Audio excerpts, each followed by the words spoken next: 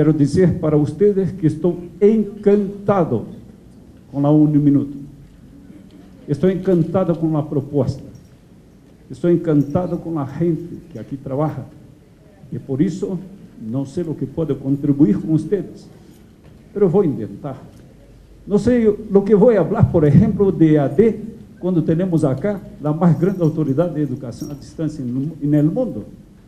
A mim me parece que você deveria falar ao final, porque não necessitaria falar muito, sim, para dizer que estava bem ou que estava mal. Pero, bueno, estou feliz de estar acá em Colômbia, especialmente acá em Bogotá, onde tive a oportunidade de estar por mais 4 vezes. Assim que conosco um pouco de Colômbia, conosco um pouco de Bogotá, mas conosco um pouco mais de Cartagena de Índias, que aí me parece onde se vão toda a gente também de Bogotá. Assim que quero agradecer a Astrid por a invitação para participar desta conferência, deste momento, desta instituição que digo que é sem igual. Estou há 35 anos trabalhando com educação superior. Trabalho com gestão universitária. Sou diretor de um instituto de uma maestria em gestão universitária e conosco um pouco da instituição universitária. Pero nunca he visto e nunca he mirado uma instituição como esta. Assim que repito que estou encantado com vocês. Espero que a ideia de la Uniminuto se expanda por toda a Latinoamérica e quizás por todo o mundo, para que nós possamos conhecer um pouco do que passa aqui na cabeça de vocês. Mira que encontrei acá um doutor em paz. Nunca o he visto. Doutor em paz. E me parece que é doutor em paz, Martin, não? Martin? Carlos Eduardo. Me parece que conseguiu criar um ambiente de paz. Mas me parece também que criou um ambiente de inquietudes, porque nós temos muitos retos, muitos desafios, a partir da proposta que nos foi apresentada hoje. Sobretudo vocês que são aqui de la Uniminuto. Eu queria falar um pouco do continente latino-americano, e espero que seja um pouco mais breve, já que me fui cortado com uma tijera, não? O tempo que tenho. Pero certamente vou falar de algo que todos nós conhecemos, e me parece que os europeus la têm em boa conta. La miram desde a Europa, de los Estados Unidos, da Ásia e África, como sendo um continente espetacular. Um continente que tem uma gente espetacular, que tem uma terra belíssima, que tem praias, que tem montanhas, que tem rios, que tem, sobretudo, água, mas, sobretudo, que tem gente muito especial. É para esta gente que eu quero ter o honor de falar em los próximos 40 ou 50 minutos. Bueno, aí, dentro desta maravilha da natureza, obviamente que temos Colômbia. E a mirada que temos desde o Brasil, não tenham dúvida, é a melhor possível. Sobretudo porque miramos para cá como sendo uma área muito verde e com gente muito alegre. Aqui temos salsa, não? Há merengue também, não? Sim, também salsa, merengue e algo mais. Isto não conosco. Imagina que gente feliz, e espero que vocês saibam que são felizes, que não tenham que descobrir em outro lugar do mundo que são felizes acá. Então, certamente, nós, os latino-americanos, os brasileiros, que estamos aí, como podem mirar, me parece que o Brasil, durante quase 5 décadas, estuve de espalda para a Latinoamérica. Nós falamos português, e quando venimos acá, falamos portunhol. Se hablo português, não me compreendem. Assim que vou falar em portunhol, e algo que não me compreendam, se querem levantar a mão e dizer que é isso, eu vou tentar. Ou então se chama Astrid. Astrid me parece que consegue fazer a tradução com tranquilidade. Mas me parece que estivemos aí durante muito tempo de espalda para a Latinoamérica.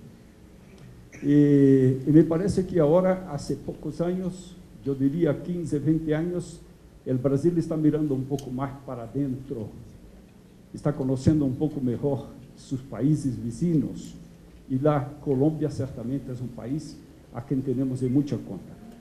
Bueno, pero conocemos todo el lado muy lindo de Latinoamérica. Nosotros que aquí vivemos sabemos que ni tudo es beleza. Vivemos dentro de la naturaleza, com todas as belezas, com tudo o que nos é possível alcançar, pero temos problemas, sim, claro que temos. Mira que aí os dados do PIB de 2000 certamente estão um pouco diferenciados, quizás podem ser outros, pero não muito diferentes. Nos dizem que por lo menos um terço da população de Latinoamérica vive na miséria absoluta.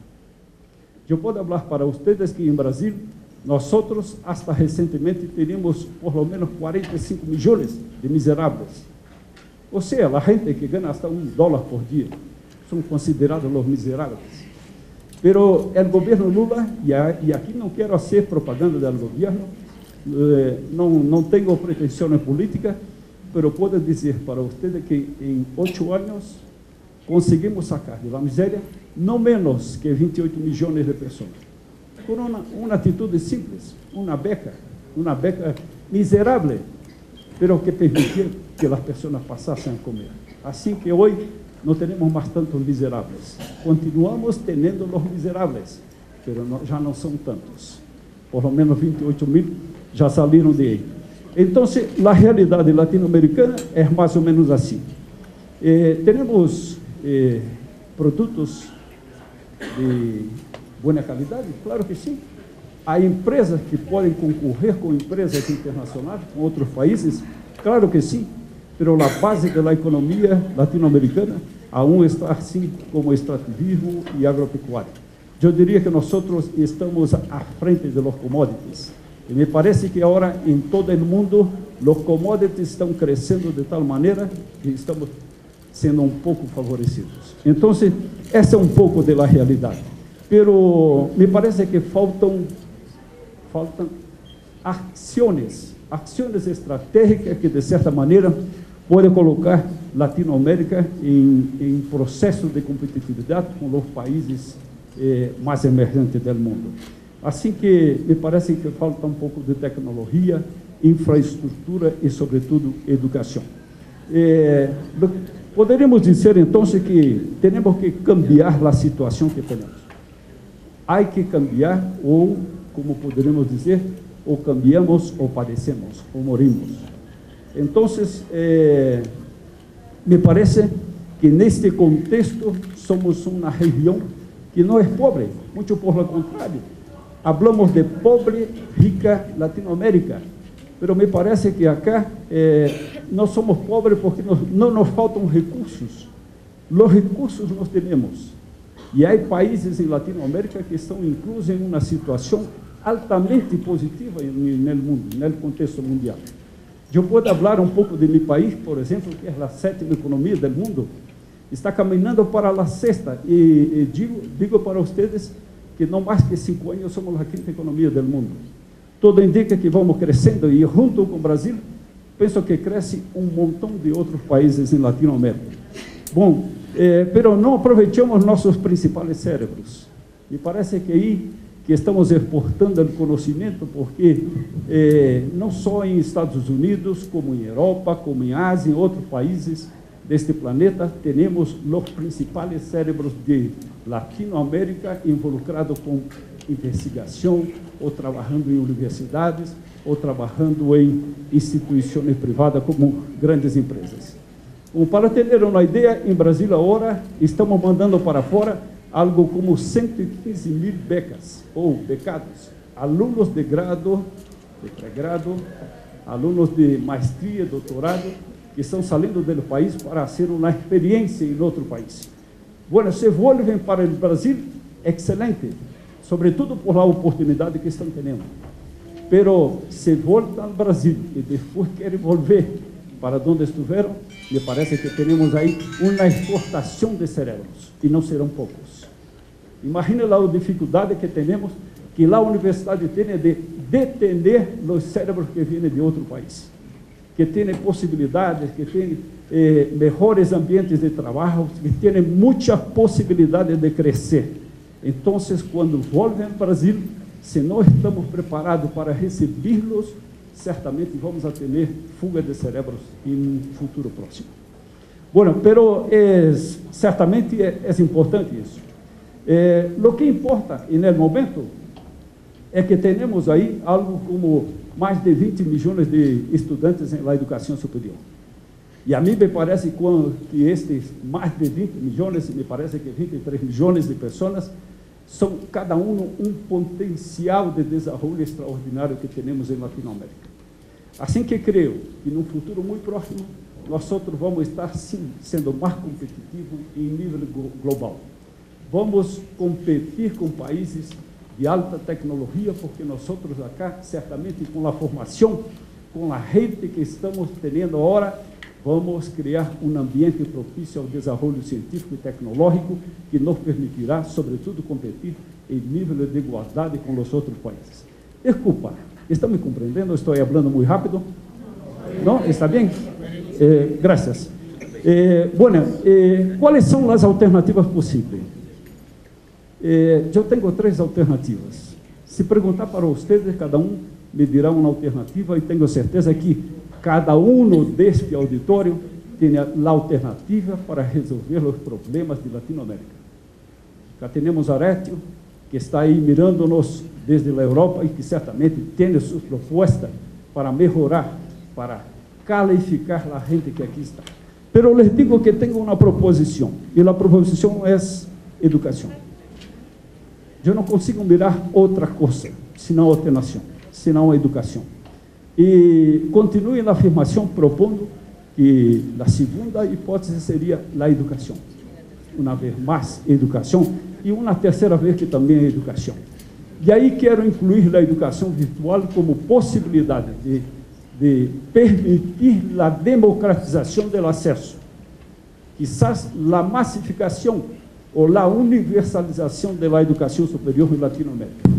Penso que quando chegar a este estágio, especialmente de la massificação, vamos a ter uma outra Latinoamérica. Não tenho dúvida. Não importa, às vezes, se a educação que oferecemos não é de la melhor qualidade. O que importa é que estamos promovendo a possibilidade das pessoas terem acesso a um pensamento superior. A qualidade vem como consequência. Se fizermos um levantamento da história da universidade no mundo, vamos descobrir que a qualidade foi uma consequência. E por isso, eu penso que temos que invertir muito, sobretudo na formação superior, para que tenhamos gente capaz de reflexionar sobre os principais problemas que temos. Bueno, quero falar um pouquinho do Brasil, muito rapidamente, mas só para demonstrar que temos hoje 97% das crianças ou de los niños e niñas em la educação primária, que temos aí algo como 30% em ensinança média. Mirem que temos um problema cá. Só 31% está em la ensinança média. E pior aún, apenas 14,6%, quizás hoje 16% com os novos números, estão na educação superior. Brasil tem 25 milhões de jovens com mais de 18 a 24 anos. Significa dizer que, por lo menos, 22 ou 23 milhões de jovens não têm acesso à educação superior. Eu diria que isso é um escândalo internacional. O Brasil está abaixo da linha da maioria dos países latino-americanos. Assim que há que fazer um esforço concentrado para tentar minimizar esta situação que aí está imposta. Bueno, aún temos apenas mais ou menos 10% da população com formação superior. E ainda nos restam cerca de 10% de analfabetos. Bueno, se não for por los analfabetos, os que têm mais de 15 anos, se não foram só os 10%, creio que temos um outro problema, que é o analfabeto funcional. E aí me parece que temos mais que 30% ou 40%, porque a educação básica, a educação primária no Brasil, há que merecer um estudo, há que merecer uma mirada diferenciada dos governos, incluso da iniciativa privada, porque há muito o que fazer. Bueno, lo que se espera que o investimento de PIB em Brasil, que hoje é de cerca de 5%, passe para os próximos 10 anos de 7% para 10%. E aí, vocês lo sabem que descobrimos uma grande quantidade de petróleo em Brasil, que chamamos de pré-sal, e me parece que é um dos mais grandes do mundo. E agora foi decidido por el Congresso Nacional que, por lo menos, 75% dos royalties do petróleo que vai ser extraído nos próximos anos seja dedicado à educação. E que os outros 25% seja para a saúde. Então, me parece que demos um salto, por lo menos, quantitativo em direção a uma educação melhor. Bueno, esta é a pirâmide de Brasil. Mira que temos quase 56 milhões de pessoas na educação hoje, frequentando a escola todos os dias. Isto é mais grande que muitos países latino-americanos. E a mim me parece que temos aí, por lo menos, 56 milhões de problemas, mas também 56 milhões de soluções em um futuro de curto prazo. Então, mais ou menos aí, 31 milhões em educação fundamental, 9 milhões em educação média, cerca de 1 milhão de pessoas na educação à distância e mais ou menos 6 milhões em graduação ou pré-grado presencial, mais ou menos 350 em especialização, mais ou menos 12 mil em maestria profissional, mais ou menos 100 mil em maestria acadêmica e cerca de 50, 60 mil em doutorado. Estamos formando hoje algo como 10 ou 12 mil doutores por ano e mais ou menos 40 mil maestros por ano. Mas Brasil necessita por lo menos de 60 mil mestres, por lo menos 60 mil mestres e 25 mil doutores por ano para atender a demanda que temos na educação, em todos os níveis. Bueno, só para mostrar como está a questão da educação, a distância em Brasil, em 2005, tínhamos algo como 5 milhões, 5 mil pessoas fazendo um curso de grado. Agora temos mais de 1 milhão de pessoas. Então, foi um crescimento espetacular e hoje mais ou menos 15% das pessoas que estão na educação superior estão na educação à distância. Me parece que é um reto que está sendo trabalhado em Brasil com muita preocupação e me parece que é uma proposta que vai crescer sempre, não há nenhuma possibilidade de volver. Bueno, os desafios da gestão são mais ou menos preparar-se, o país tem que preparar-se para o crescimento acelerado que temos. Temos que involucrar os setores público e privado, porque os dois trabalham separadamente. Me parece que a junção de los dois vamos a ter a possibilidade de uma educação virtual ou à distância com mais qualidade. Necessitamos democratizar o acesso à educação superior e me parece que a educação à distância é a possibilidade principal do Brasil. Imaginem vocês que hoje temos algo como 7 milhões de alunos na educação superior e são mais ou menos 16%. Se queremos passar para a meta de PNE, que é o Plano Nacional de Educação, em 10 anos, temos que dobrar de 7 para 14 milhões. Me parece impossível na rede privada, na rede presencial. E a alternativa é a educação à distância. E me parece que o governo descobriu que esta é a única alternativa e ha hecho inversões espetaculares em educação à distância. Me parece que com a educação a distância ofertada por el Estado, vamos reduzir um pouco da desigualdade. Vocês sabem que a gente que está na educação superior em Brasil, que estuvo na educação superior em Brasil, hasta a década de 90, era a classe média alta. Em los últimos anos se empezou um pouco a classe mais baixa, o que chamamos de classe C ou classe D, pero aún a grande parcela da sociedade não tem acesso à educação superior. Então, a oferta de educação superior por la rede pública me parece que ajuda a minimizar esta desigualdade que temos. Bueno, necessitamos readequar o sistema de ensino às características da sociedade virtual. Temos muitos pero muchos conflitos entre la educación presencial y la educación virtual. E aí necessitamos o quê? Reconhecimento pelo mercado, financiamento, redução de custos, melhorar a conectividade. Imagine vocês que o Brasil tem 8.500.000 quilômetros quadrados. Por si só, é quase um continente. Então, todo o que está no litoral do país está muito bem atendido com as redes, com a internet, com todo o que necessitamos da comunicação, tecnologia de comunicação e informação.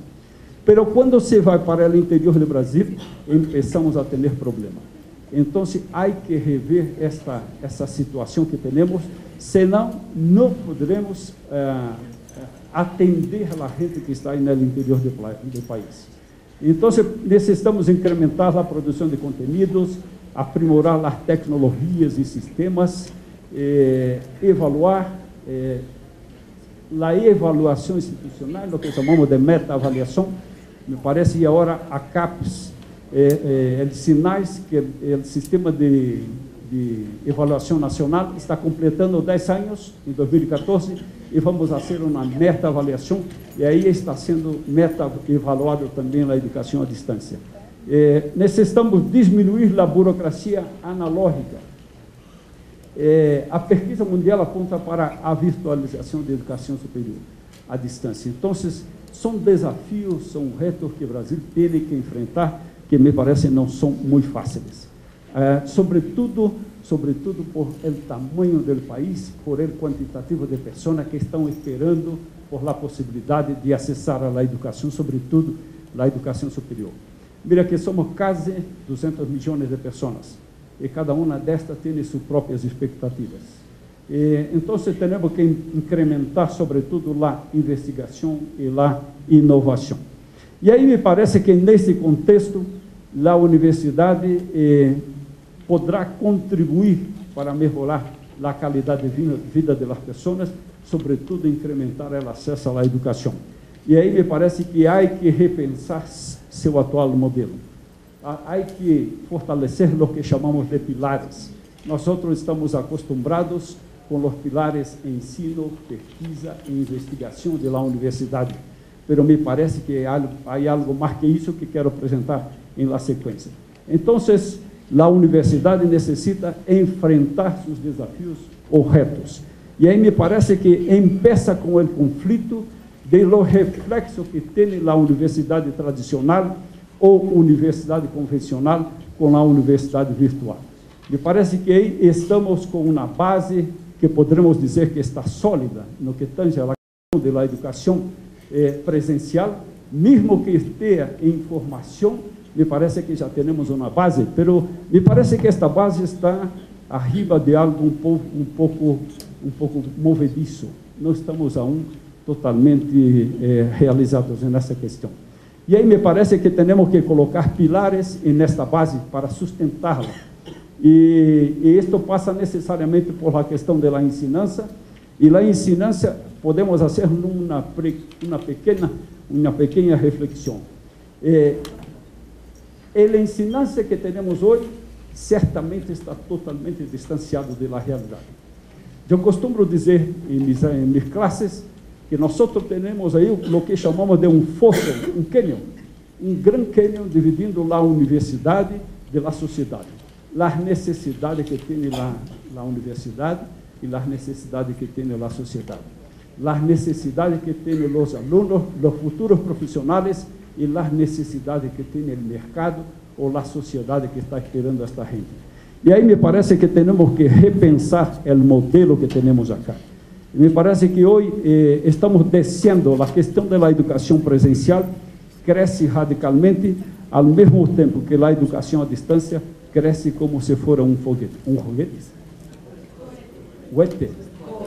Cohete, exatamente. Então, me parece que estamos desta maneira assim em Brasil hoje, bajando a questão da educação presencial e crescendo violentamente a questão da educação à distância. Então, isso é uma necessidade considerando a realidade que vivemos. Se dizem todos os dias que vivemos na sociedade do conhecimento. Vivemos em la sociedade da informação, pero me parece que a gente que aí está não está bem preparada para isso. Então, esta transformação que temos acá, certamente vão causar impactos seríssimos na universidade, sobretudo os impactos conceituais, os impactos políticos e os impactos sociais. E aí, vou passar rapidamente aqui, porque meu tempo me parece que está se agotando, pero não temos mais dúvida que a escola, a universidade, não é mais a única fonte de aprendizagem. Há muitos anos que a universidade perdeu o status de la instituição do saber. Me parece que há outras possibilidades que estão permeando aí as TIC, sobretudo a sociedade do conhecimento. Por aí podemos fazer interrogações, por exemplo, se os professores conhecem novas alternativas pedagógicas para a ensinança em classe, para os jovens, para os adultos ou para os que estão fora da universidade. Professores conhecem seus alunos e suas preferências? Será que conhecemos? Outro dia cheguei em minha casa, por exemplo, tenho um neto de 13 anos, estava sobre a cama, sentado, trabalhando com a computadora, ao mesmo tempo que assistia a televisão, ao mesmo tempo que estava com o iPad, ao lado, que estava falando com seu papá por Facebook, e telefonava. E eu perguntava, como podes fazer isso todo ao mesmo tempo? Puedo. Eu lhe dizia, bueno, eu não consigo, ou hago uma coisa ou outra, mas eles conseguem. Mas será que nós estamos preparados para isso? É assim que podemos fazer muitas perguntas para os professores e para nós que estamos involucrados com a educação, ou para nós que estamos professores, para saber se estamos preparados para este outro momento. Hicimos uma encuesta com alunos de educação à distância para saber o que pensavam a respeito da realidade que tinham, e nos disseram assim, mais ou menos com estes percentuais: o ingresso no ensino superior transforma-se em realidade personal, transforma-se em realização personal. Me parece que toda a gente está carente de entrar na universidade. Um jovem já não pode mais pensar na possibilidade de não entrar na universidade, porque hoje a universidade não te faz mais competitivo, mas te permite ser competitivo. Assim que, à medida que vai crescendo com os outros, o mercado vai te colocando na mesma situação, e que fazer uma educação superior te permite apenas ser mais a ser competitivo na sociedade. Diziam os mesmos que gostariam que o curso lhes permitisse mais liberdade para pensar. Me parece que nós estamos fazendo os cursos e entregando aos alunos. Não hacemos como em lo presencial, que discutimos com os alunos, que temos os conselhos, onde os alunos podem omitir suas opiniões, podem fazer huelga, por exemplo, ou podem quizás criticar o modelo que têm, diretamente ao professor, ao coordenador, aos diretivos principais. Me parece que os alunos à distância querem ter um pouco mais de liberdade de expressão e poder cambiar o que estão vivendo. A universidade necessita ter fortes ligações com o mercado de trabalho. É isso que nos dizem, sobretudo, a gente que trabalha na administração, que está separado do que ensinamos do que necessita o mercado. Assim que temos que rever a posição, e penso que isso passa necessariamente por uma revisão dos conteúdos programáticos. A universidade necessita contar com uma estrutura tecnológica atualizada. Bueno, não se discute. Os alunos esperam que as classes sejam mais motivantes. Por aí, me parece que está o mais grande desafio de nós, dos professores que trabalhamos na educação à distância. Motivar os alunos que muitas vezes não o vemos, que não o conhecemos, que não sabemos suas expectativas, suas necessidades. Então, me parece que temos que cambiar a maneira de enfrentar a classe virtual mirando apenas uma pantalla, mirando apenas algo que quizás não tem vida. Os professores devem estar mais disponíveis para os alunos. Os alunos consideram importante que o currículo seja atualizado e, sobretudo, ligados à realidade social e profissional.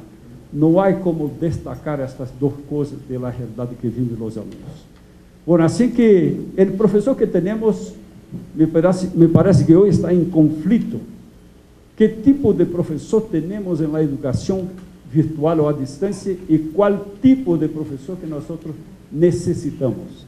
Me parece que a realidade está mais ou menos aqui. Os professores analógicos foram invitados a participar da educação à distância ou virtual e não estavam preparados. A mim me parece que não estão preparados para a educação virtual. Assim que temos o mais grande conflito da educação virtual. Temos que preparar aí, me parece que há a necessidade de qualificar os professores para a educação virtual. Não sei se há tanta gente hoje preparada para atender a demanda da educação virtual. Não sei. Não lo sei. Eu sei que temos muita gente faltando na educação presencial. Não há professores suficientes para a educação presencial. E assim, me parece que temos o mesmo problema em la educação virtual, sobretudo com a formação desta gente. É assim que vivemos o que chamamos de la gestão de los conflitos. Me parece que dentro da universidade está como chamamos de um cérebro distoante, o que deveria estar totalmente interligado, sobretudo neste momento que estamos aí vivendo as TICs, vivendo o processo de comunicação em tempo real. Me parece que deveríamos estar um pouco mais unidos dentro da instituição. Mas me parece que está enferma. Não podemos dizer que tanto as unidades acadêmicas, os departamentos, os cursos, os centros, estão totalmente fora da realidade. Cada um vive sua própria realidade. Não há um contexto general que abrigue, por exemplo, o que se espera da sociedade da comunicação ou da sociedade de informação. É aí que temos, me parece que, problemas entre a realidade virtual e a realidade analógica. Aí está o cérebro que imaginamos, que pressupomos deveria ser a universidade virtual, totalmente interligada com todos os setores dentro da instituição. O segundo pilar que temos aí é a investigação.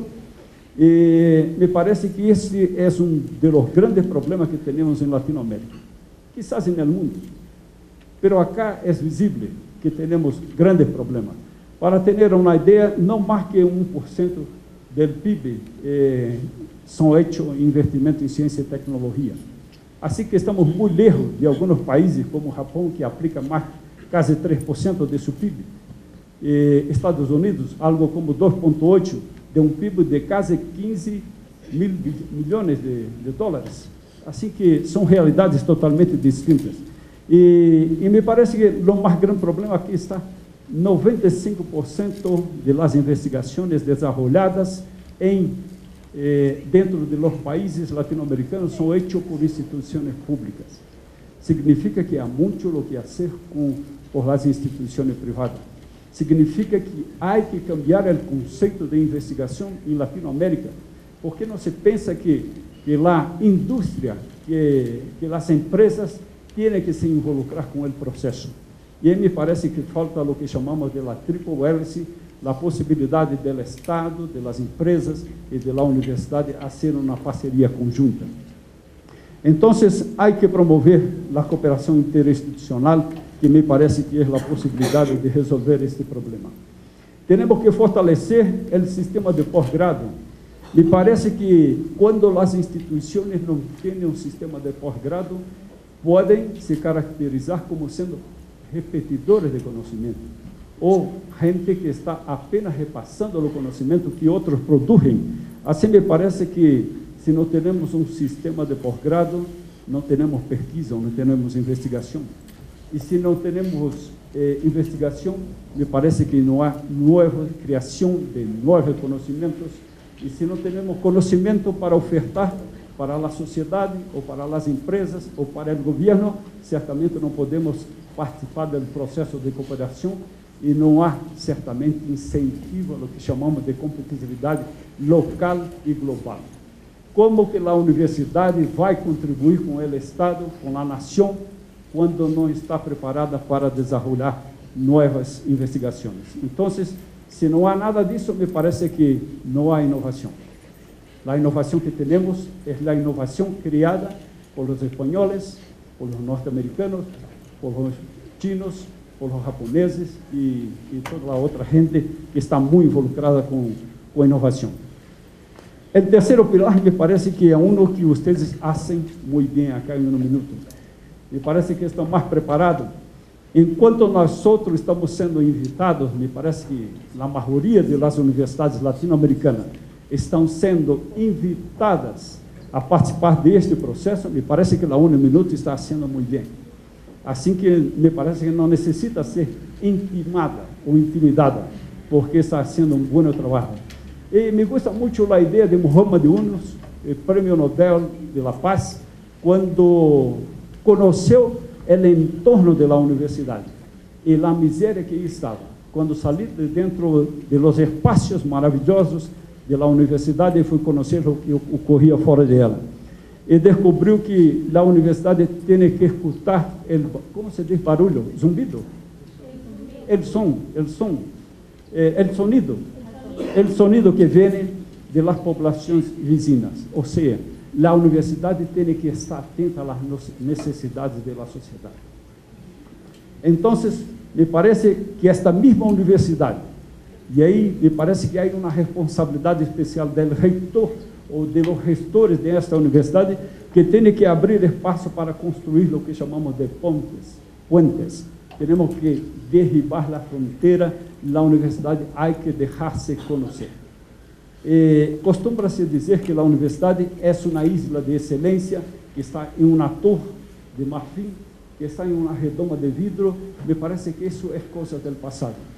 A universidade tem a obrigação de estar em contato direto com a sociedade. E aí me parece que o contato ocorre a partir da transferência do conhecimento para melhorar a qualidade de vida. Me parece que a universidade tem que participar na grande discussão que temos hoje no mundo, sobretudo na área de biotecnologia, na área de aeronáutica, a área de nanotecnologia e, sobretudo, os recursos híbridos e minerais, que são o que temos acá em abundância. Temos que investigar bem as questões e participar certamente. Mas me parece que a universidade tem uma obrigação maior, que é inserir-se em los erros temáticos mais importantes, que são a saúde, educação, habitação, sobretudo a violência que permeia a América Latina. Me parece que a violência ha crescido cada vez mais nos últimos anos, por mais que algumas cidades do mundo latino-americano tenham melhorado um pouco, sabemos que ha crescido a violência. Assim que me parece que a violência deixou de ser endêmica e passou a ser pandêmica. Nós, em Brasil, por exemplo, estamos exportando traficantes que fazem negócio em outros países, traficantes que têm comércio em outros países, que fazem lavagem de dinheiro e por aí afora. Então, me parece que a universidade tem que reflexionar sobre essas questões fundamentais. E esta interação me parece que passa necessariamente pelo que chamamos de internacionalização. A universidade tem que sair de onde está.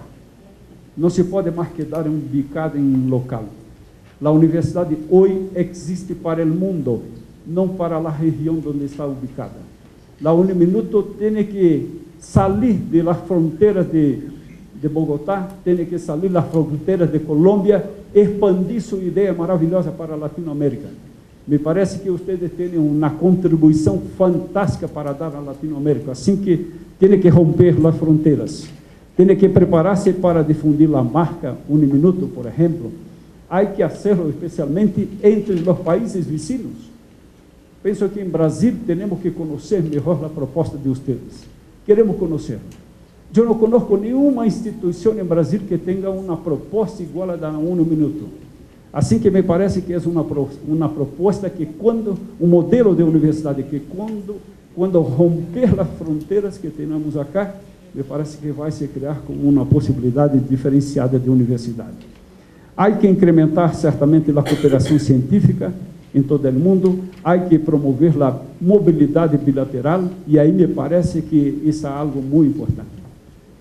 salimos de Brasil para cá, os alunos, os professores, os diretivos, e o mesmo aqui de Bogotá ou de Colômbia para o Brasil, me parece que vamos ter uma interação fantástica aí. Sobretudo, incrementar o número de pesquisadores estrangeiros e conhecer novos sistemas de ensino, pesquisa e extensão, e aí está o quarto pilar que chamamos de la gestão. Eu coloquei este pilar porque me parece que a universidade, quando está apenas com ensino, pesquisa, ou ensino, investigação e extensão, falta algo. E aí a gestão me parece que é a base, para que os três princípios básicos, as três finalidades básicas da universidade puedan desenvolver-se com tranquilidade, há que ter uma boa gestão. E isso me parece que é um desafio que nós temos que enfrentar. Me parece que começamos com as pessoas. A gestão é hecha de pessoas, e pessoas que vão comandar as instituições, que vão comandar os projetos, que vão comandar os trabalhos a serem desenvolvidos por essas instituições.